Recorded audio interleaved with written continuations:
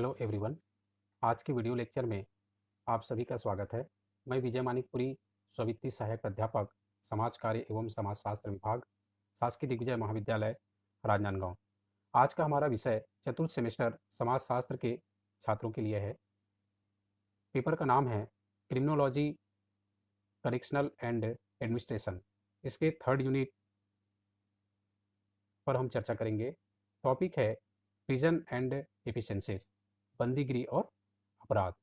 इनकी रूपरेखा के विषय में हम चर्चा करेंगे, जिसमें प्रस्तावना है बंदीगिरी का अर्थ, बंदीगिरी की परिभाषाएं, बंदीगिरी के तत्व, बंदीगिरी के उद्देश्य, बंदीगिरी के वर्गीकरण, बंदीगिरी के प्रमुख दोष, समस्या, बंदीगिरी सुधार के उपाय, अपराध का अर्थ, अपराध की परिभाषाएं, अपराध के प्रकार, अपराध के कारण, निष्कर्ष एवं संदर्भ सूची के विषय में चर्चा करेंगे। आइए शुरुआत करते हैं प्रस्तावना से। अपराध एक सार्वभौमिक प्रक्रिया है, किंतु यह प्रक्रिया हानिकारक है। यही कारण है कि प्रत्येक समाज में अपराधों के अस्तित्व के साथ अपराध निरोध का भी प्रयास किए जाते हैं। अपराध वर्तमान के समाजशास्त्रियों का विचार है कि अपराध के लिए व्यक्ति उत्तरदायी न होकर समाज उत्तरदायी है। सामाजिक परिस्थितियां व्यक्ति को अपराध की ओर उन्मुख करती है। ऐसी स्थिति में यह आवश्यक हो जाता है कि उस व्यक्ति की परिस्थिति की ओर ध्यान दिया जाए, जिससे या जिसकी मजबूरी में अपराध का संपादन उन्होंने किया है। साथ ही ऐसे प्रयास किए जाएं कि भविष्य में अपराध की ओर उन्मुख ना हो। अपराधी के अपराध किया है, परंतु इस तथ्य से भी इनकार नहीं किया जा सकता कि आखिर मानव से गलती होना नितांत स्वाभाविक है। मानव समाज की यह मौलिक जिम्मेदारी है कि गलती करने वाले अपराधी का दिशा निर्देशन करके उसका इस प्रकार सुधार किया जाए कि भविष्य में अपराध संचालित ना करे। बंदीगिरी का अर्थ। बंदीगिरी अंग्रेजी के प्रिजन का हिंदी रूपांतरण है। बंदीगिरी को जेल अथवा कारागार आदि नामों से भी पुकारा जाता है। जेल वह जगह है जहां अपराधियों को रखा या रोका जाता है। अपराधी को गलत वातावरण से अलग करके उसके सुधार की जिस संस्था में या जिस संस्था से विकास हुआ, कालांतर में उसे जेल या बंदीगिरी कहते हैं। बंदीगिरी या जेल इन संस्थाओं में से एक है जहां अपराधी को रखकर उसके सुधार के प्रयास किए जाते हैं और समाज को अपराधी के दुष्प्रभाव से बचाया जाता है। बंदीगिरी की परिभाषा। चेतना के अनुसार बंदीगिरी कारावास के लिए होता है। वे व्यक्ति भी जिन पर मुकदमा चल रहा होता है कारागार में रखे जाते हैं। इन स्थानों में अपराधी को सुधार के लिए रखा जाता है। डॉक्टर बघेल के अनुसार बंदीगिरी एक दंड संस्था है जो राज्य द्वारा संचालित होता है, जिसमें अपराधियों को रखकर दंड दिया जाता है तथा सुधारा जाता है। बंदीगिरी के तत्व। अपराधी गृह। बंदीगिरी अपराधियों का स्थान होता है जहां उन्हें दो उद्देश्य से रोका जाता है। पहला है अपराधियों का सामाजिक पृथक्करण, दूसरा अपराधियों का सुधार और दंड। राज्य द्वारा संचालित। बंदीगिरी की दूसरी विशेषता यह है कि यह राज्य शासन द्वारा संचालित किया जाता है। राज्य सत्ता के से अभाव में बंदीगृह का निर्माण एवं संचालन असंभव है। दंड और सुधार। बंदीगृह में अपराधियों को दंड दिया जाता है। यह दंड उस अपराधी के बदले में दिया जाता है जो उस अपराधी ने किए हैं। इसके साथ अपराधी को सुधारने के लिए हर संभव प्रयास किया जाता है। बंदीगृह के उद्देश्य। अपराध निरोध। बंदीगृह निर्माण का पहला महत्वपूर्ण उद्देश्य है अपराधों की संख्या में कमी लाना और समाज में अपराधों की पुनरावृत्ति पर रोक लगाना। निम्न तरीके से बंदीगृह अपराध में महत्वपूर्ण कार्य करता है। पहला है अपराधी को बंदीगृह में रखकर दोबारा अपराध करने से रोकना। दूसरा है उन व्यक्तियों को नियंत्रित करना जो अपराध के लिए ललचाए जा सकते हैं। अपराधियों का सुधार करना ताकि वे भविष्य में अपराधों की ओर उन्मुख ना हो। अपराधी का उपचार। बंदीगृह सुधार संस्थाएं भी है जहां अपराधी को बीमार मानकर उसके उपचार के लिए प्रयास किए जाते हैं। आज इस सिद्धांत को स्वीकार किया गया है कि अपराधी पैदा नहीं होते अपितु बनते हैं। इस दृष्टि से अपराधियों का उपचार दो प्रकार से किया जा सकता है या किया जाता है। पहला है अपराधी को उस समाज से अलग कर देना चाहिए जहां रहकर उन्होंने अपराध करना सीखा। दूसरा है अपराधी के शारीरिक, मानसिक और भावनात्मक स्थिति में सुधार करना। मानवतावादी दृष्टिकोण। मानवतावादी दृष्टिकोण के अंतर्गत हम देखेंगे, मानवतावादी दृष्टिकोण के कारण भी जेलों का जन्म और विकास हुआ है। अपराधी दोषी अवश्य है, किंतु उसकी रक्षा समाज का उत्तरदायित्व है। अपराधी को समाप्त करना अमानवीय कार्य माना जाता है। जेल वे स्थान हैं जहां अपराधियों को रखकर सुधार किया जाता है। अपराधी का पृथक्करण। अपराधी सामाजिक उत्पादन है। भविष्य में उसे अपराधों से पृथक करने के लिए जेलों का निर्माण हुआ है। अपराधी को समाज से अलग करने के निम्न उद्देश्य हैं। पहला है अपराधी द्वारा दोबारा अपराध न करना। दूसरा, अपराधी को सामाजिक सुरक्षा दिलाना। तीसरा है असामाजिक कार्यों के लिए अपराधी के मन में ग्लानि और पश्चाताप का अवसर प्रदान करना। अपराधियों की रक्षा। यदि अपराधियों को खुले समाज में छोड़ दिया जाए तो इससे समाज प्रतिशोध और हिंसा की आग में जलने लगेगा। पूरा समाज बदले की भावना और अपराधी प्रवृत्ति से पस्त हो जाएंगे या ग्रस्त हो जाएंगे। ऐसी स्थिति में यह आवश्यक हो जाता है कि अपराधियों को सुरक्षा प्रदान करें। जेल और अपराधियों को सुरक्षा प्रदान करने का साधन है। गंभीर दंडों की समाप्ति। समाज के बंदीगिरी का क्रमिक विकास हुआ है। जब समाज में बंदीगिरी नहीं थे तो अपराधियों को अत्यंत गंभीर प्रकार से दंड दिए जाते थे। इन दंडों में मृत्युदंड, देश निष्कासन, कोड़े लगाना, अंग भंग करना आदि। इन गंभीर दंडों से जहां एक ओर अपराधी को हानि होती थी, वहीं दूसरी ओर समाज को भी। अतः यह आवश्यक हो गया कि गंभीर दंडों को समाप्त कर दिया जाए। सामाजिक न्याय। अंत में न्याय की दृष्टि से बंदीगिरी का विकास हुआ। यह न्याय दो पक्ष से संबंधित है। पहला है अपराधी को न्याय और दूसरा समाज को न्याय। बंदीगिरी का वर्गीकरण। केंद्रीय बंदीगिरी। केंद्रीय बंदीगिरी में उन बंदियों को रखा जाता है जिन्हें 10 वर्ष से अधिक की सजा से दंडित किया जाता है।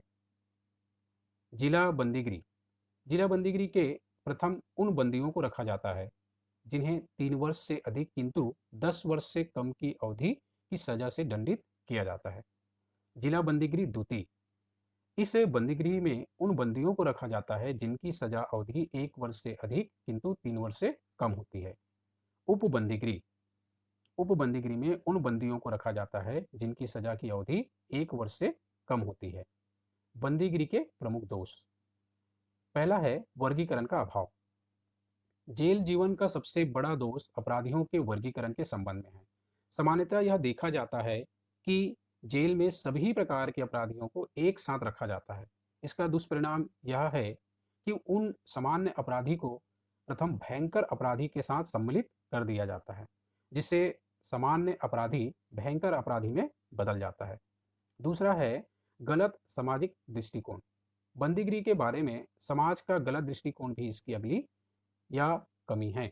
यदि कोई भी व्यक्ति किसी भी कारण से जेल चला जाए तो उसके संबंध में समाज का दृष्टिकोण ही बदल जाता है और उस व्यक्ति का सामाजिक बहिष्कार किया जाता है। दूषित जेल जीवन। जेल का जीवन अत्यंत दूषित है। जेल जीवन अत्यंत ही विरोधी दशाओं का केंद्र होता है। ये व्यक्ति शारीरिक और मानसिक व्यापार से वंचित पशुओं की भांति एक ही स्थान पर बंधे होते हैं। सुविधाओं का अभाव। वर्तमान जेलों का संचालन आज भी परंपरात्मक आधार पर हो रहा है। यही कारण है जेलों में सुधारात्मक दर्शन का पूरी तरह अभाव है। जेलों में जिन सुविधाओं की कमी है उसका विवरण इस प्रकार है।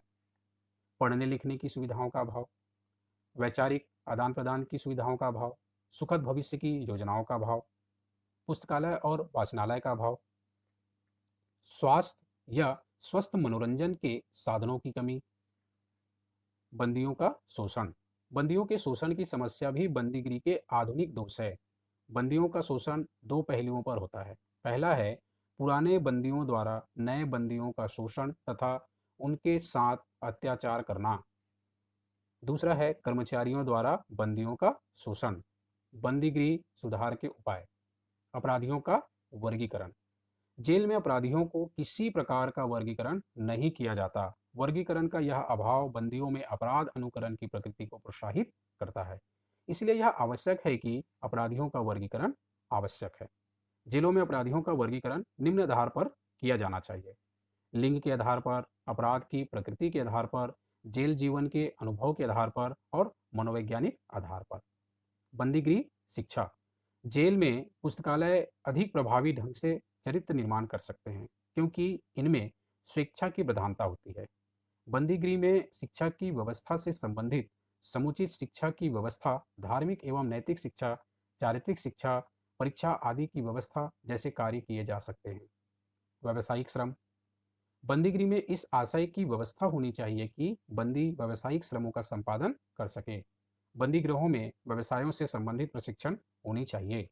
उत्पादन कार्यक्रमों को महत्व दिया जाना चाहिए। इसके बदले बंदियों को उचित वेतन देना चाहिए। लघु उद्योगों में भी प्रोत्साहन देना चाहिए। इससे बंदी अपने आर्थिक समस्याओं का समाधान कर सकेंगे। स्वास्थ्य सुविधाएं। जेल जीवन में कैदियों को निम्न प्रकार से स्वास्थ्य सुविधाएं देना चाहिए। पहला है बीमारियों की समुचित देखभाल, पाक्षिक स्वास्थ्य परीक्षण, पौष्टिक भोजन, समुचित रोशनी, हवा एवं धूप की व्यवस्था, मनोवैज्ञानिक चिकित्सा। बंदीगृह कल्याण अधिकार। बंदीगृह की समस्याओं के लिए आवश्यक है कि बंदीगृह में एक कल्याण अधिकारी की नियुक्ति की जाए। यह व्यक्ति बंदियों की समस्याओं के समाधान का प्रयास करेगा तथा जेल जीवन की व्यवस्था और सुविधा का निरीक्षण करेगा। समाजीकरण केंद्र। अंत में जेलों को मानव व्यक्तित्व विकसित करने में समाजीकरण केंद्रों के रूप में कार्य करना चाहिए। चूंकि अपराधी व्यवहार को परिष्कृत करना कोई कठिन कार्य नहीं है, जेलों में मानव जीवन के समस्त पहलुओं के समाधान का प्रयास किया जाना चाहिए। अपराध के अर्थ। साधारण रूप से अपराध अपराधी द्वारा कानून का उल्लंघन है। विस्तृत अर्थों में अपराधी किसी कानून अथवा समाज द्वारा मान्यता प्राप्त किसी प्रथा एवं परंपरा का उल्लंघन है, जो समाज के लिए किसी न किसी रूप में हानिकारक होता है। समाज द्वारा इस प्रकार के व्यवहारों पर दंड द्वारा अंकुश लगाने का प्रयास किया जाता है। अपराध की परिभाषाएं। ब्लैक स्टोन के अनुसार किसी भी सार्वजनिक कानून की अवज्ञा अथवा उल्लंघन से संबंधित व्यवहार ही अपराध है। टेफ्ट के अनुसार वैधानिक रूप से अपराध एक ऐसी क्रिया है जो कानून के अनुसार दंडनीय है। लैंडिस के अनुसार अपराध वह क्रिया है जिसे राज्य द्वारा सामूहिक कल्याण के लिए हानिकारक घोषित किया गया है और जिसके लिए राज्य दंड देने की क्षमता रखता है। अपराध के प्रकार। कुछ विद्वानों ने अपराध का वर्गीकरण करने का प्रयास किया है, जो निम्न है।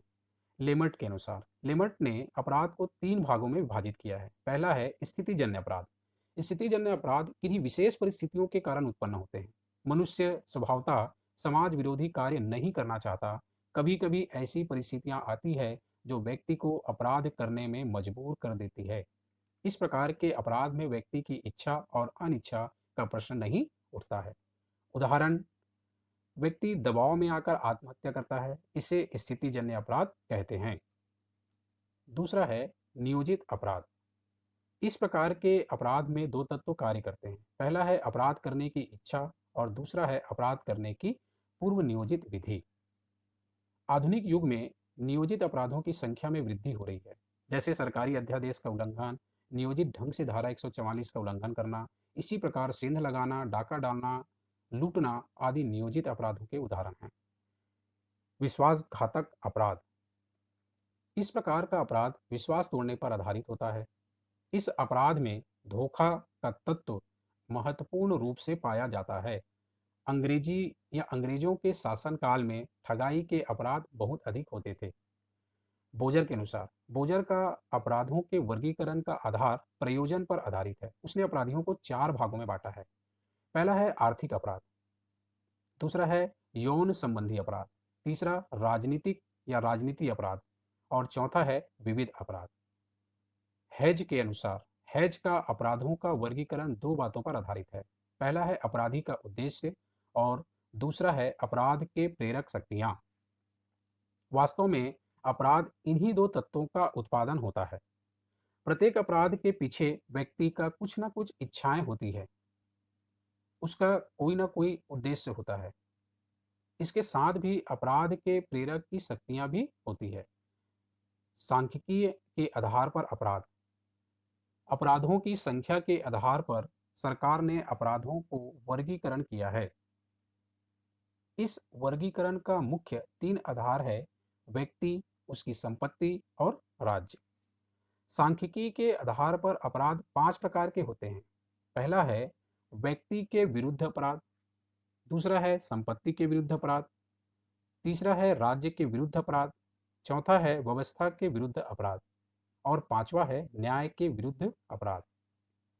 गंभीरता के आधार पर, प्रकृति के आधार पर अपराध दो भागों में बांटा गया है। पहला है साधारण अपराध, दूसरा है गंभीर अपराध। अपराध के कारण, बर्ट ने अपराध के निम्न कारणों की एक लंबी तालिका प्रस्तुत की है, जो इस प्रकार है।